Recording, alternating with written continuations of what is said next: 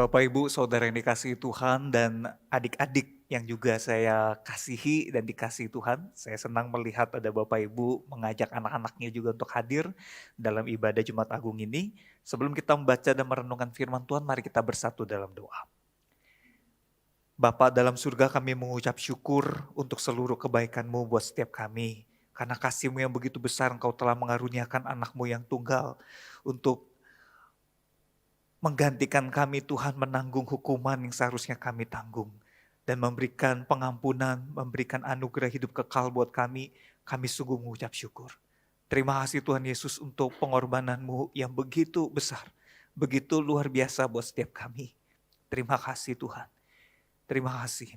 Dan saat ini kami mau membaca merenungkan firman-Mu, mohon pertolongan Roh Kudus bagi kami semua, supaya kami bisa mengerti, kami bisa lakukan dalam hidup kami untuk hormat kemuliaan nama Tuhan. Dan mohon Allah Roh Kudus juga menolong hamba-Mu dalam segala kelemahan, kekurangan, keterbatasannya, supaya ia juga dapat menyampaikan kebenaran firman Tuhan ini dengan baik dan bisa dipahami oleh semua umat Tuhan. Terima kasih Bapa, di dalam nama Yesus Kristus kami berdoa dan mengucap syukur. Amin. Shalom Bapak, Ibu, Saudara dan adik-adik sekalian. Shalom. Saya membawa salam dari keluarga besar STT Saat di Malang, dari Bapak pimpinan, dari Bapak Ibu dosen, staf karyawan beserta seluruh mahasiswa menyampaikan salam kepada Bapak Ibu Saudara sekalian. Kami menyampaikan selamat memperingati kasih Tuhan yang begitu besar dalam momen Jumat Agung ini dan juga momen-momen menjelang Paskah pada hari Minggu nanti. Saudara, mari kita membuka Alkitab kita dari Lukas 23 ayat 39 sampai 43. Lukas 23 ayat 39 sampai 43. Saya akan bacakan bagi kita sekalian, Bapak Ibu Saudara dapat mengikutinya di Alkitab masing-masing. Demikian firman Tuhan. Seorang dari penjahat yang digantung itu menghujat dia. Katanya, "Bukankah engkau adalah Kristus? Selamatkanlah dirimu dan kami."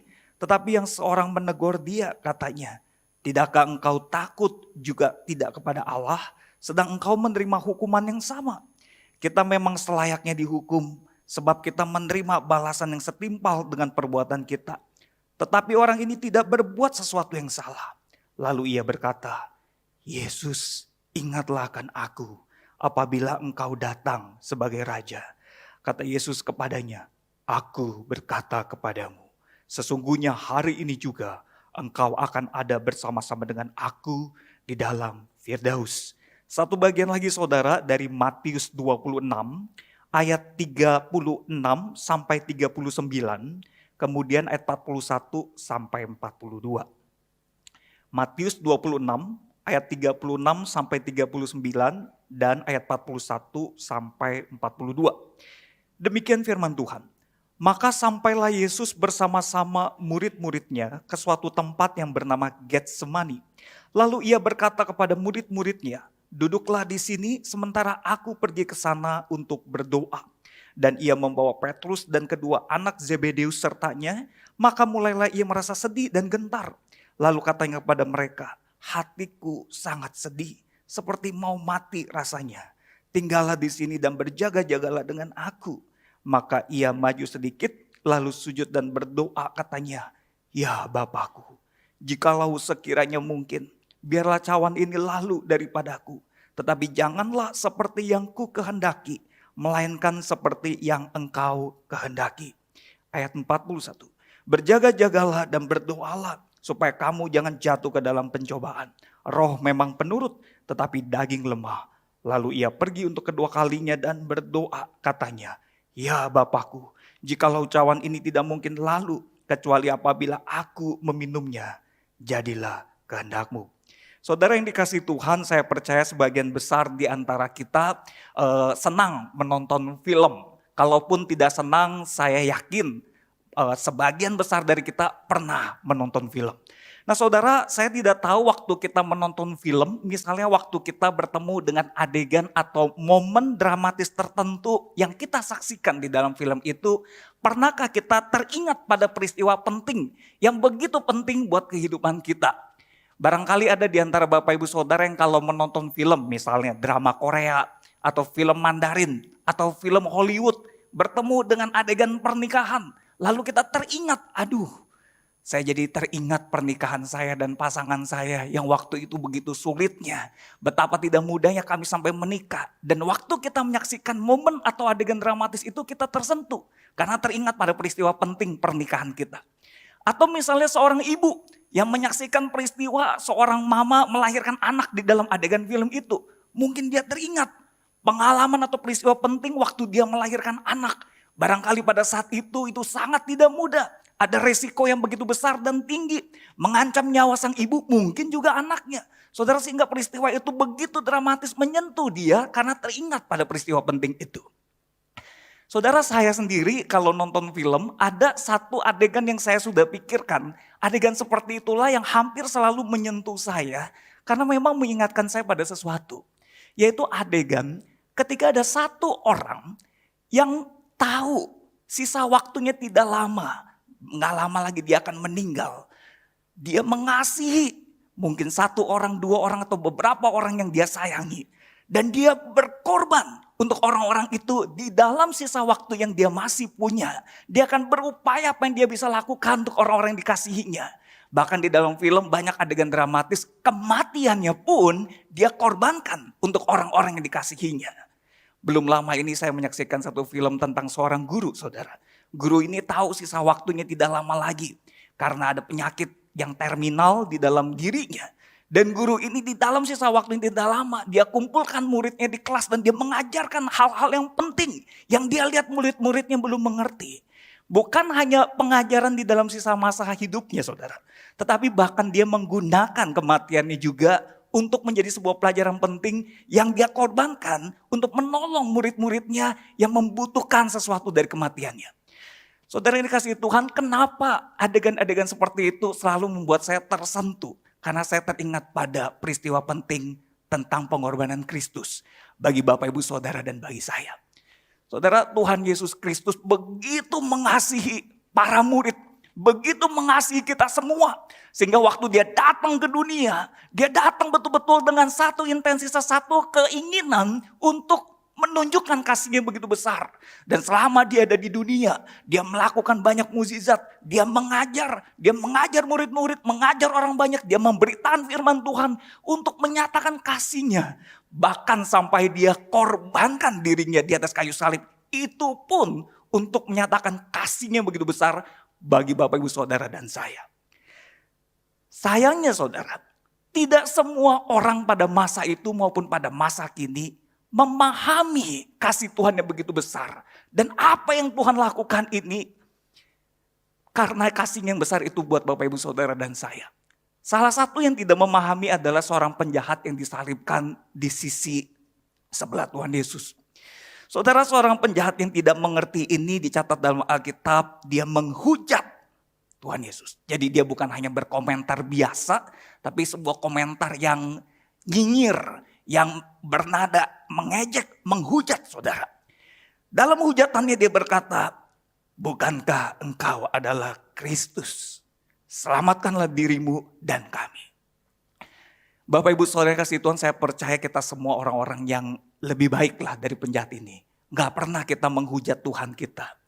Tapi kalimat pertanyaan yang tercetus di dalam kalimat si penjahat ini saya tidak tahu. Pernahkah terlintas di dalam pikiran kita?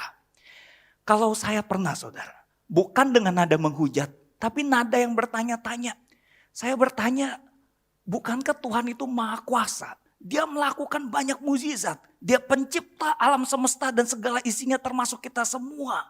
Dia betul-betul gak ada yang bisa batasi. Mengapa dia seolah diam saja waktu dia disalib? Dia seolah-olah tidak melakukan perlawanan saudara.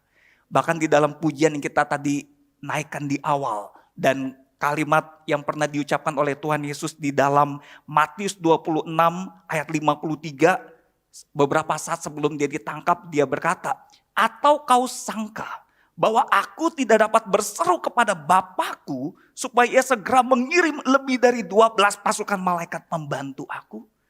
Bukankah dia dapat mengirim ribuan malaikat untuk menolong dia, untuk membantu dia? Tapi mengapa tidak dilakukannya? Saudara, waktu saya remaja saya bertanya tentang hal ini. Dan secara tidak sengaja saya baca satu artikel Dan artikel itu memberikan sebuah ilustrasi, sebuah penjelasan yang membuat saya mengerti. Dan saya mau bagikan apa yang saya baca kepada Bapak Ibu Saudara. Waktu itu penulis artikel mengisahkan tentang seekor induk ayam yang ditemukan tewas misterius di dalam sebuah peternakan, saudara. Jadi peternak itu pagi-pagi datang ke dalam peternakan itu dan menemukan ada jenazah, ada mayat induk ayam. Induk ayam berarti mama ayam, saudara ya. Tewas dalam posisi diam, dingin, membeku dengan kepala berdarah, darah yang sudah mengering, bahkan seperti seolah-olah darahnya itu sudah mengucur sangat banyak dari tubuhnya. Sudah dingin, sudah beku. Saudara, waktu si peternak itu menemukan jenazah ayam ini, dia bertanya-tanya apa yang terjadi pada ayam ini. Kemudian dilakukan investigasi, saudara. Setelah diinvestigasi, diselidiki, ditemukanlah ada jejak binatang lain yang rupanya malam-malam menyelinap menyerang induk ayam itu. Dan jejak kaki binatang itu disimpulkan musang, saudara. Jadi ada seekor musang malam-malam masuk ke dalam kandang ayam itu, lalu mematuk kepala induk ayam itu dan menyedot darahnya sampai habis. Sampai di sini saudara jangan bertanya pada saya, hah, musang mematuk kepala ayam dan menyedot darah? Saya tidak ahli permusangan dan perayaman, saudara. Jadi saya juga nggak tahu. Tapi itulah yang saya baca, saudara. Memang di dalam artikel itu dikatakan musang mematuk kepala ayam itu dan menyedot darahnya sampai habis. Tapi pertanyaan berikutnya yang muncul, si peternak juga bingung. Kalau memang dia dipatuk dan diserang, induk ayam ini kan bisa melawan. Dia kan bisa mengepakkan sayapnya atau melarikan diri. Kenapa ini seperti dia diam saja tanpa ada perlawanan? Nah saudara, waktu diangkat tubuh induk ayam ini untuk dia teliti lebih lanjut, disitulah dia menemukan jawabannya.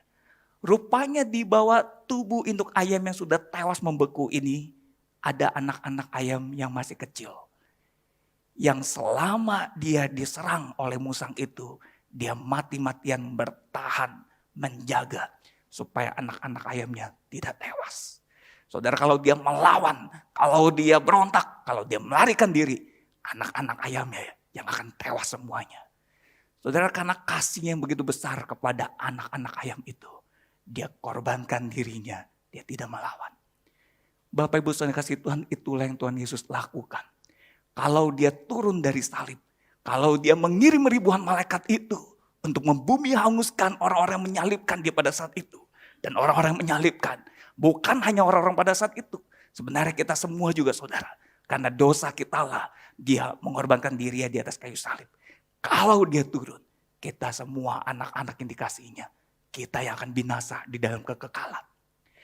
Bapak Ibu saudara yang kasih Tuhan, inilah pelajaran penting pertama yang saya mau bagikan kepada kita sekalian mengenai pengorbanan Kristus yang memulihkan. Nomor satu, pengorbanan Kristus memulihkan hidup kita dari kebinasaan kekal, saudara. Kalau Kristus tidak berkorban, kita akan binasa di dalam kekekalan. Nah, rupanya penjahat yang satu menghujat, penjahat yang satunya lagi tampaknya lebih memahami kebenaran ini.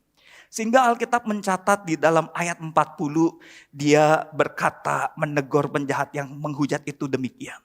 Tidakkah engkau takut juga tidak kepada Allah, sedang engkau menerima hukuman yang sama? Dia lanjutkan, kita memang selayaknya dihukum. Sebab kita menerima balasan yang setimpal dengan perbuatan kita. Tetapi orang ini tidak berbuat sesuatu yang salah. Saudara, kalimat si penjahat yang saya sebut bertobat ini adalah kalimat yang sebetulnya mewakili keadaan kita semua. Kalau kita baca baik-baik, kita memang selayaknya dihukum. Bapak Ibu saudara kasih Tuhan, gak ada satupun manusia di bumi ini yang tidak berdosa. Kita semua berdosa. Saudara, karena kita berdosa, kita selayaknya dihukum. Sebab kita menerima balasan yang setimpal dengan perbuatan kita, dengan dosa kita. Firman Allah berkata, upah dari dosa adalah maut. Tetapi orang ini, yaitu Kristus yang adalah Allah, dia tidak berbuat sesuatu yang salah. Bapak Ibu, pengakuan diri sebagai orang yang berdosa yang seharusnya dihukum, pengakuan yang tahu diri seperti ini harus juga terucap dan dimaknai oleh setiap kita di hadapan Tuhan. Setelah kita mengakui sebagai orang berdosa yang seharusnya dihukum, kita harus melanjutkannya dengan respons seperti yang dilakukan oleh penjahat ini juga di ayat berikutnya. Lalu ia berkata, Yesus, ingatlah akan aku apabila engkau datang sebagai raja. Bapak Ibu Saudara kasih Tuhan, penjahat yang bertobat ini dalam anugerah Tuhan, dia tampaknya lebih memahami kebenaran ini. Bahwa Kristus adalah raja di atas segala raja. Kristus adalah Mesias. Yesus adalah Kristus sang juru selamat itu. Dan dia percaya. Dia berkata, Yesus ingatlah akan aku apabila engkau datang sebagai raja. Ini sebuah respons iman yang indah saudara. Yang saya harapkan tidak ada satupun kita di ruangan ini yang tidak berespon seperti itu juga di hadapan Tuhan. Mari kita lihat bagaimana tanggapan Tuhan Yesus terhadap respon iman dari penjahat yang bertobat ini. Kata Yesus kepadanya, aku berkata kepadamu, sesungguhnya hari ini juga engkau akan ada bersama-sama dengan aku di dalam Firdaus. Saudara, ini adalah sebuah kebenaran yang sangat penting. Yang harus digarisbawahi bahwa anugerah hidup yang kekal itu semata-mata adalah anugerah.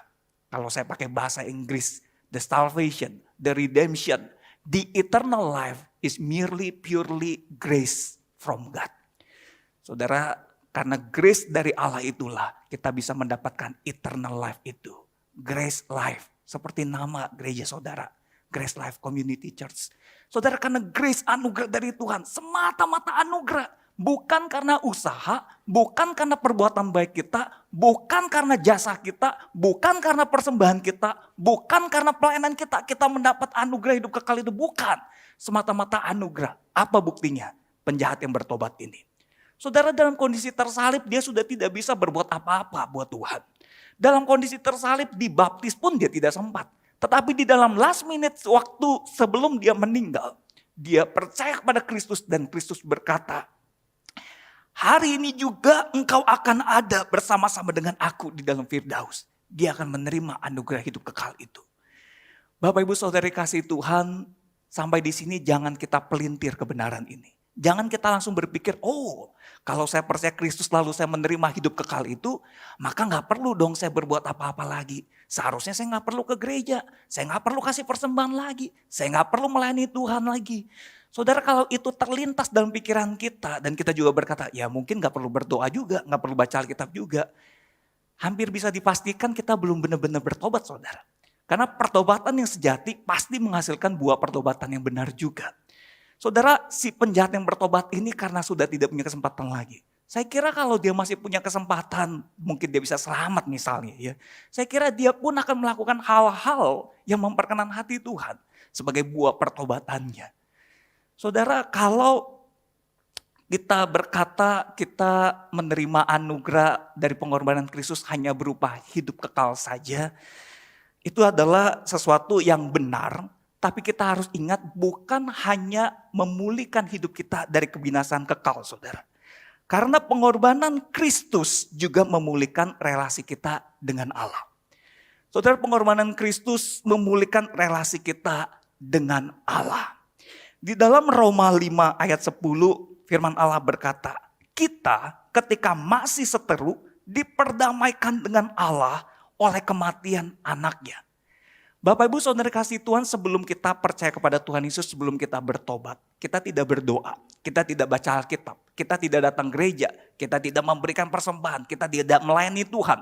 Kalaupun kita ada lakukan itu tapi tidak ada koneksi dan relasi dengan Tuhan. Kenapa?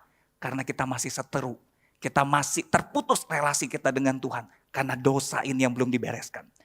Tapi waktu kita percaya kepada Tuhan, kita yang sudah diperdamaikan, kita mengakui dosa kita dan kita diterima sebagai anak-anaknya. Ada pemulihan relasi itu saudara. Pemulihan relasi berarti kita yang tadinya seteru, sekarang kita menjadi anaknya yang punya relasi.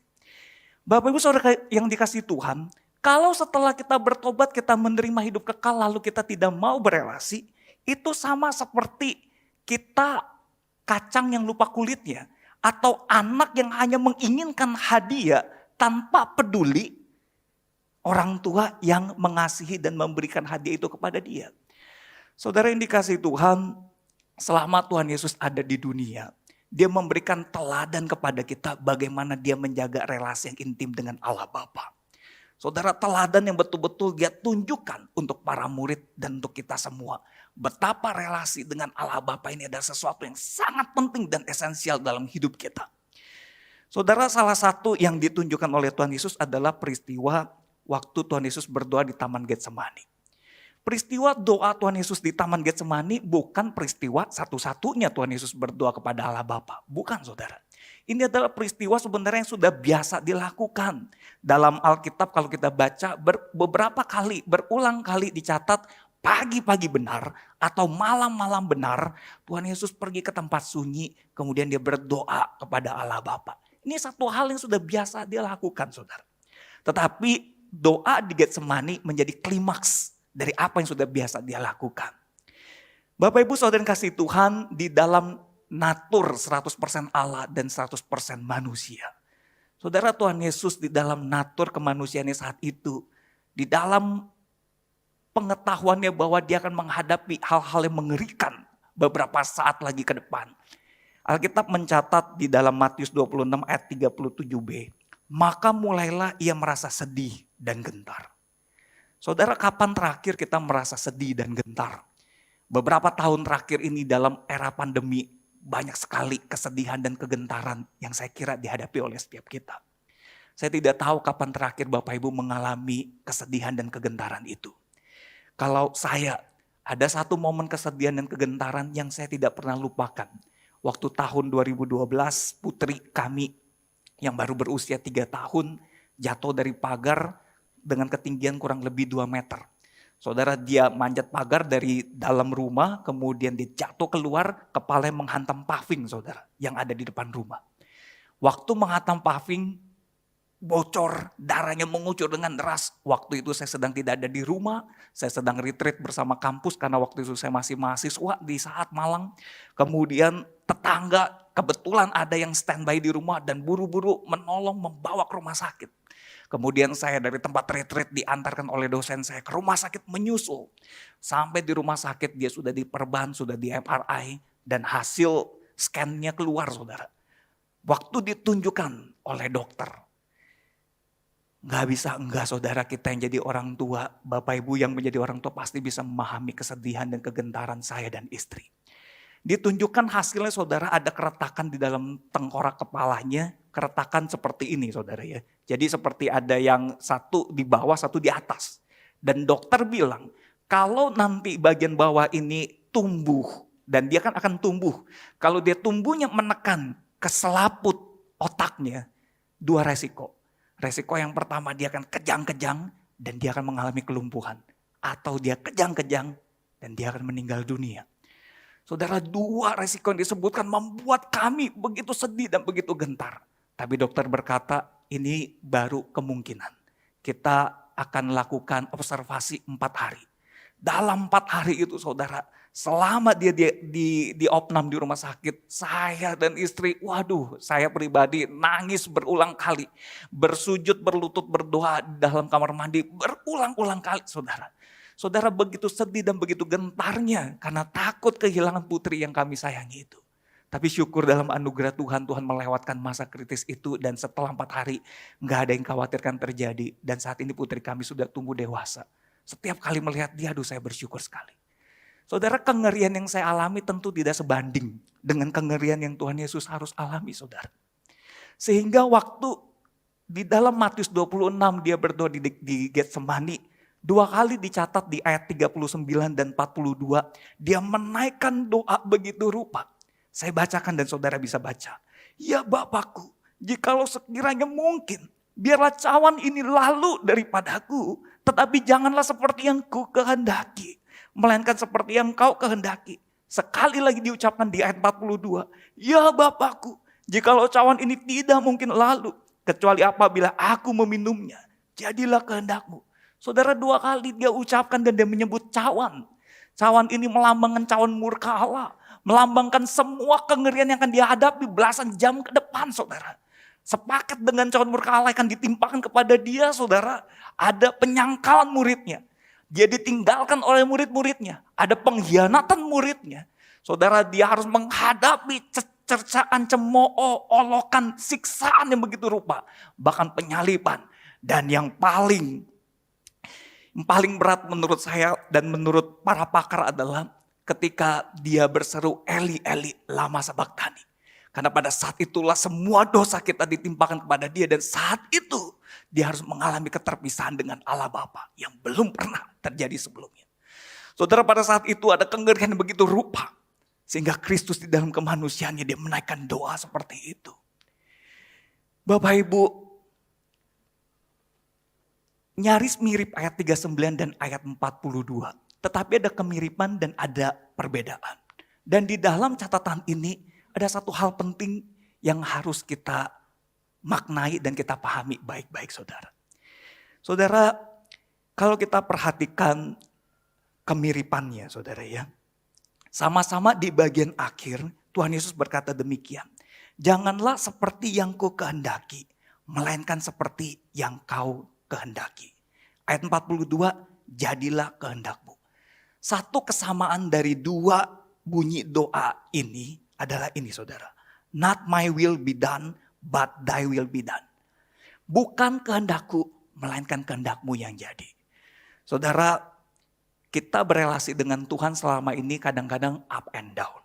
Ada yang up-nya sering dan kita bisa menikmati. Tapi ada yang banyak down-nya. Sehingga kita merasa, aduh saya kok malas berdoa. Saya kok malas baca Alkitab. Saya kok kalau ibadah, saya malas, gak ada semangat, gak ada gairah.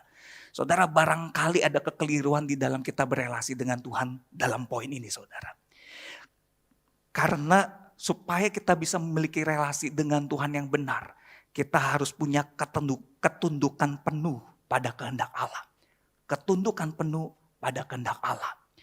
Bagian firman Tuhan yang lain di Yakobus 4 ayat 3 berkata demikian. Atau kamu berdoa juga, tetapi kamu tidak menerima apa-apa karena kamu salah berdoa. Sebab yang kamu minta itu hendak kamu habiskan untuk memuaskan hawa nafsumu. Saudara, betul waktu kita berdoa ada kehendak kita yang kita mau sampaikan pada Tuhan. Tapi jangan-jangan kita sering keliru di sini. Kita menginginkan kehendak kita yang jadi. Kalau tidak terjadi kita bilang, Tuhan gak pengertian. Tuhan jauh dari saya. Tuhan pilih kasih. Tuhan gak sayang saya. Tuhan gak mengasihi saya. Tuhan jahat. Saudara, saya jadi teringat anak saya yang kalau minta sesuatu kepada saya. Dan saya berkata, jangan nak. Dia biasa akan spontan berkata, papa jahat. Butuh waktu mungkin sehari, 2 hari, kadang-kadang mingguan, bulanan. Sampai dia baru mengerti bahwa maksud saya berkata jangan. Sama sekali gak ada niat jahat. Semata-mata karena saya tahu apa yang dia minta tidak baik untuk dia. Tetapi saya tahu kalau jangan dikasih itu lebih baik buat dia. Saudara, bukan kehendakku, melainkan kehendakmu. Ketundukan penuh pada kehendak Allah. Ini yang harus betul-betul kita ingat di dalam kita berelasi dengan Allah Bapa. Yang kedua saudara, kalau kita lihat lagi doa Tuhan Yesus di ayat 39 dan ayat 42. Sekarang saya ajak kita melihat perbedaannya saudara. Yaitu bagian yang saya beri warna putih. Mari kita lihat. Jikalau sekiranya mungkin, biarlah cawan ini lalu daripadaku. Ayat 42. Jikalau cawan ini tidak mungkin lalu, kecuali apabila aku meminumnya. Perbedaannya apa? Perbedaannya adalah cara berlalunya cawan itu. Pertama Tuhan Yesus berdoa, jikalau sekiranya mungkin, cawan ini lalu daripadaku. Yang pertama Tuhan Yesus berdoa, kalau boleh Bapa, cawan ini enggak aku minum. Jadi berlalu tanpa diminum. Tetapi ayat 42 kita perhatikan. Jikalau cawan ini tidak mungkin lalu kecuali apabila aku meminumnya. Jadilah kehendakmu. Saudara, yang kedua, Tuhan Yesus berkata kalau cawan ini gak bisa berlalu dengan cara aku tidak meminum dan aku harus meminumnya, jadilah kehendakmu. Bapak Ibu Saudara yang kasih Tuhan, waktu kita menghadapi sebuah krisis, sebuah kegentaran, kesedihan, problema hidup dalam hidup kita. Ada kalanya memang kita kalau berdoa, saya pun berdoa demikian. Tuhan kalau boleh jangan dong menghadapi kesulitan ini. Kalau boleh jangan dong menghadapi penderitaan ini. Tapi kita harus belajar dari Tuhan Yesus juga. Karena kita mau berkata jangan kehendakku melainkan kehendakmu. Kita mesti ada satu langkah berikutnya. Tapi apa yang membuat Tuhan Yesus bisa move dari ayat 39 sampai ayat 42. Sebetulnya di dalam paralel kisah ini yang dicatat di Lukas 22 ayat 43 ada satu catatan yang menarik saudara. Di sana dicatat demikian. Maka seorang malaikat dari langit menampakkan diri kepadanya untuk memberi kekuatan kepadanya. Saudara, di sini kita bisa belajar bahwa bukan hanya ketundukan penuh pada kehendak Allah, tapi juga kebergantungan penuh pada kekuatan Allah. Saudara, untuk siap mengikuti kehendak Allah, kita membutuhkan kekuatan dari Allah, bukan kekuatan diri kita sendiri. Maka waktu kita berkata, jadilah kehendakmu, bukan kehendakku. Tuhan, anugerahkanlah kekuatan kepadaku untuk mengikuti kehendakmu. Bapak Ibu, kita mungkin pernah menyanyikan lagu yang nadanya kata-katanya berbunyi demikian. Tuhan tak pernah janji langit selalu biru, tetapi Dia berjanji selalu menyertai. Tuhan tak pernah janji jalan selalu rata, tetapi Dia berjanji berikan kekuatan. Bapak Ibu Saudara kasih Tuhan, pengorbanan Kristus memulihkan hidup kita dari kebinasan kekal. Tapi bukan hanya itu, Dia juga memulihkan relasi kita dengan Allah Bapa. Kita bersyukur untuk anugerah hidup kekal yang telah Ia berikan. Tapi jangan lupa, Tuhan menghendaki kita berelasi intim dengannya. Sebagai anak dan bapa, kita dekat, kita akrab, kita sering ngobrol, kita sering datang kepada Dia. Bukan hanya membawa persoalan. Kalau kita datang hanya bawa persoalan, kita pun bisa sebel kan kalau ada teman atau orang yang datang pada kita hanya cari kita pada saat ada masalah, pinjem uang misalnya.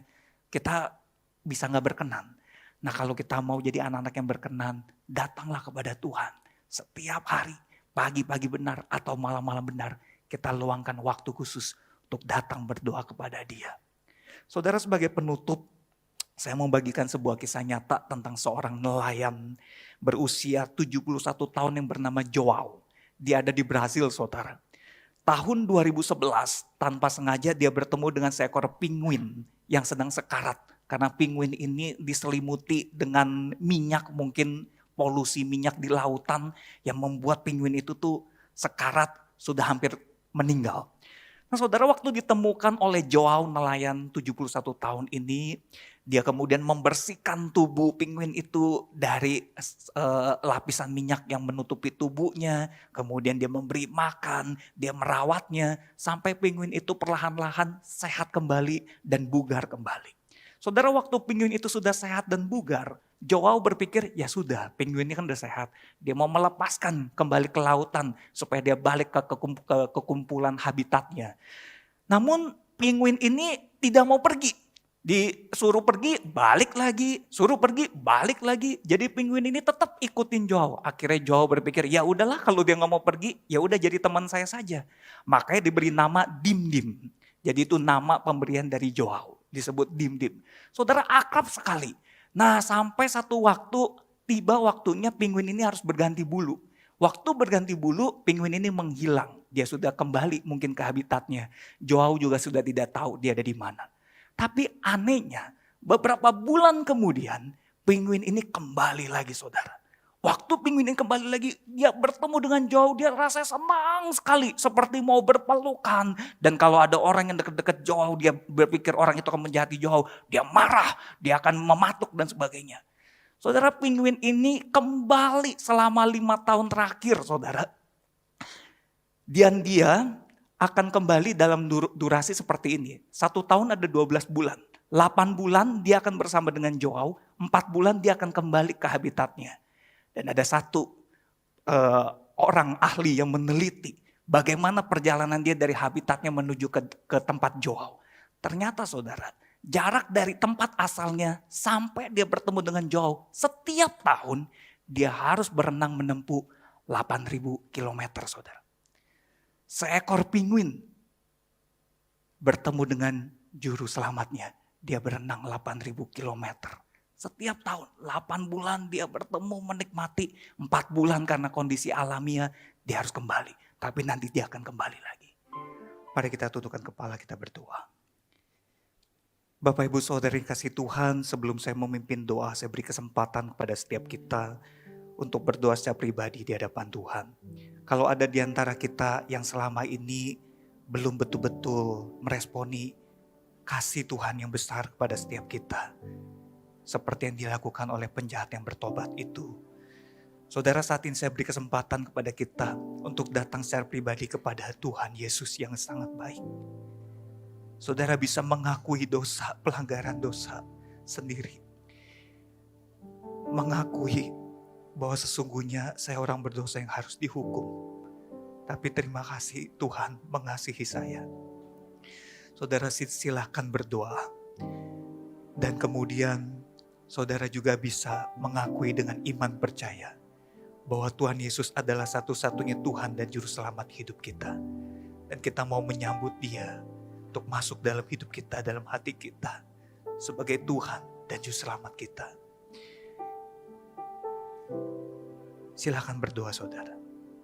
Kalau ada di antara kita yang selama ini sudah bertobat, sudah menjadi orang Kristen secara sungguh-sungguh, namun dalam relasi dengan Tuhan, kadang kita rasa terlalu sibuk, terlalu capek, sehingga kita malas berdoa, kita lupa baca Alkitab, kita tidak sungguh-sungguh melayani Tuhan, tidak sungguh-sungguh beribadah. Selama beribadah kita mungkin mengantuk, kita mungkin tidak betul-betul menghayati, menikmati relasi dengan Tuhan. Mari saat ini juga kita datang memohon pengampunan Tuhan buat kelemahan-kelemahan kita ini. Mohon Tuhan berbelas kasihan kepada kita, membawa kita semakin dekat kepada Dia. Karena pengorbanannya ditujukan juga untuk memulihkan relasi kita dengan Dia, Tuhan Allah Bapa kita. Saudara silakan berdoa, mohon pertolongan Tuhan memampukan kita. Kalau penguin saja bisa berenang 8.000 kilometer untuk bertemu dengan orang yang menyelamatkannya. Kita manusia harus lebih bisa daripada penguin itu untuk meluangkan waktu secara disiplin, secara konsisten, dengan komitmen untuk datang kepada Tuhan Juru Selamat kita setiap hari. Entah itu pagi-pagi benar, entah itu malam-malam benar. Saudara silakan berdoa di hadapan Tuhan. Mohon pertolongan Tuhan buat kita semua. Bapa dalam surga, Engkau melihat hati setiap kami. Engkau mendengar seruan doa setiap kami. Ampuni kami Tuhan yang lemah ini. Ampuni kami kalau kami pernah menjadi seperti penjahat yang gak tahu diri itu Tuhan. Yang menghujat atau mempertanyakan Engkau dengan sikap tidak hormat, ampuni kami. Tuhan kami mau bertobat. Untuk semua dosa kesalahan kami, ampuni kami. Dan kami mau mengaku bahwa Engkau satu-satunya Tuhan dan Juru Selamat pribadi kami. Kalau ada di antara kami juga Tuhan yang selama ini punya relasi yang tidak dekat dengan Tuhan. Karena kami mungkin belum punya ketundukan penuh pada kehendak-Mu dan kebergantungan penuh pada kekuatan-Mu. Ampuni kami juga Tuhan. Hari ini terima kasih untuk firman-Mu yang ingatkan kami bahwa pengorbanan-Mu juga untuk memulihkan relasi kami dengan Allah Bapa. Terima kasih ya Tuhan. Tuhan tolong kami bisa punya relasi yang dekat dengan Engkau. Yang tidak kalah dengan penguin dim-dim itu yang bertemu dengan Joao penyelamatnya. Tolong kami untuk mengingat kasih-Mu yang besar setiap waktu. Dan kami selalu dekat dengan Engkau seumur hidup kami. Terima kasih Tuhan, terima kasih. Mohon belas kasihan, pertolongan Tuhan bagi kami semua. Di dalam nama Yesus Kristus kami berdoa dan mengucap syukur. Amin. Tuhan berkati saudara.